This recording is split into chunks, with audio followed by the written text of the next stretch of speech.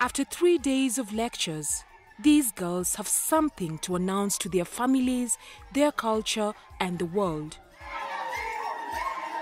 No to FGM, yes to education, and together we stand as Congolian girls. On this day, the girls from Komolion, a village north of Kenya, are receiving certificates. This after attending a 3-day workshop whose aim was to offer an alternative for female genital mutilation, a practice that is still very common in the area.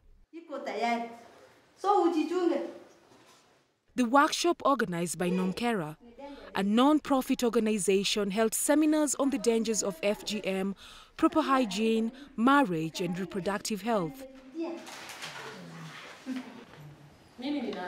Mentorship was done by a group of women from the region, most of whom are role models to the girls.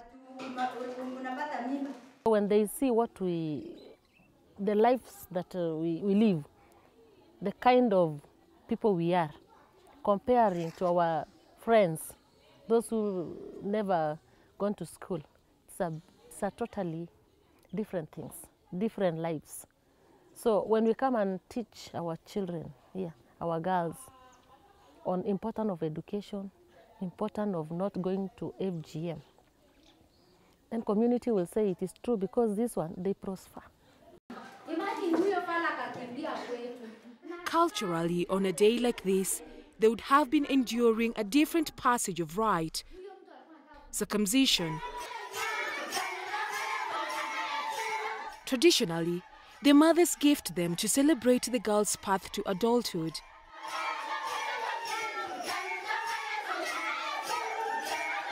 Customarily, in an event that 99% of the time is sponsored by their prospective suitors. The very suitors could be attending this very ceremony where the girls are being awarded.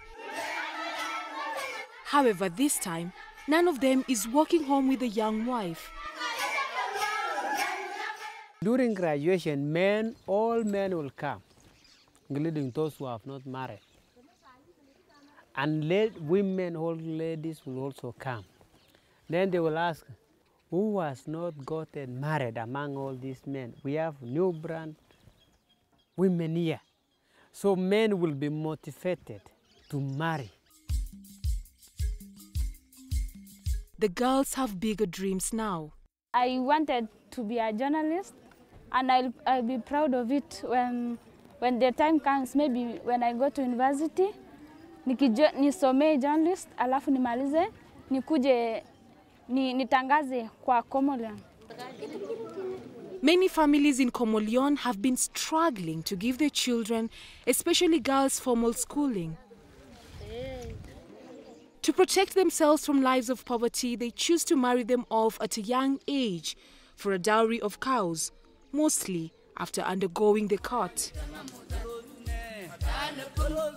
Nonkera, which has since fought for the rights of these girls, is the brainchild of Daniel and Zipporah Sindio and their family. Daniel and Zipporah are tour operators. They head the team. When the organization was first founded 11 years ago, it was focused on promoting education for girls in their hometown in Kajiado, Kenya's Rift Valley. However, during a safari trip to East Pokot in 2006, the Sindio family and other students from Baylor University in America, who were then tourists at the time, were shocked by the low attendance of schoolgirls, especially in Komolion. You could see from class 1, there are about maybe 12 girls. Class 1, class 2, maybe there are only maybe 8 girls. So, you know, they went reducing. When they got to class 4, there were no girls in class 5 upwards. It was during this visit to the area that Zipporah and the team was introduced to 6 girls, among them Viola Kamara. What are we doing? Viola comes from a family of 6. Her dad passed on in 2015 and her mom had long run away from home.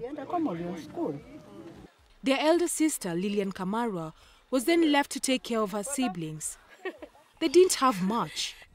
She will go buy some fish and fry them and go sell them so that we get some money to buy food. Luckily for Viola and her siblings, FGM wasn't imposed on them.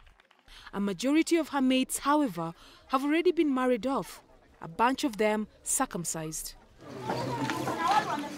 My dad was protecting me. Yeah, he said that I'll never do that to you.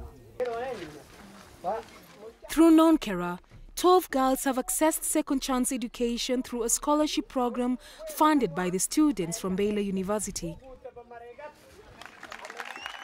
Today at 20, Viola becomes one of the first people from Comoleon to fly to the United States of America with the possibility to further her studies.